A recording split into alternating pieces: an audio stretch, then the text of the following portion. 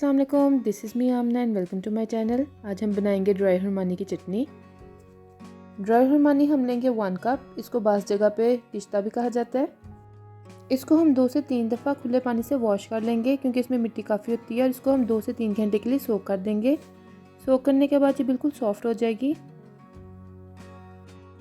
इमली को हमने गर्म पानी में भिगो दिया था और उसके बीज अलग करके हमने 1 कप इमली का पल्प ले लेना है। चीनी हमने लेनी है 1/2 कप। नमक आपको चाहिए 1/2 टी स्पून। काला नमक चाहिए 1/4 टी स्पून। कुटी लाल मिर्च चाहिए 1 टीस्पून और ज़ीरा भी चाहिए आपको 1 टीस्पून।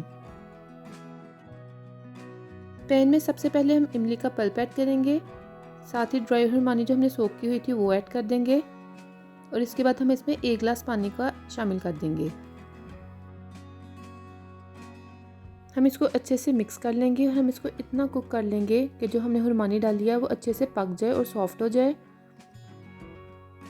जब हुरमानी अच्छे से सॉफ्ट हो जाएगी फिर हम इसमें चीनी ऐड करेंगे, ज़ीरा, कुटी लाल मिर्च, काला नमक, और आखिर में हम इसमें नमक ऐड करेंगे और इसको अच्छे से मिक्स कर लेंगे। और इसको लो फ्लेम पे हम तकरीबन 15 से 20 मिनट के लिए पका लेंगे। आप इस चटनी को काफ़ी रेसिपीज़ के साथ यूज़ कर सकते हैं, जैसे लड्डू पीठी के साथ, शकरकंदी और पकौड़ों वगैरह के साथ इस्तेमाल कर सकते हैं। अब हम इसको अच्छे से रूम टेम्परेचर पे ले आएंगे और ठंडा कर लेंगे। हम इसको ब्लेंडर में डाल के अच्छे से ब्लेंड कर लेंगे और एक स्मूथ सी चटनी बना लेंगे। अब किसी भी कंटेनर में आप इसको स्टोर कर सकते हैं।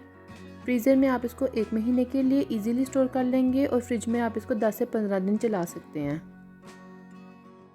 आई होप आपको ये रेसिपी अच्छी लगी होगी। Thank you for watching the video. अल्लाह हाफिज़।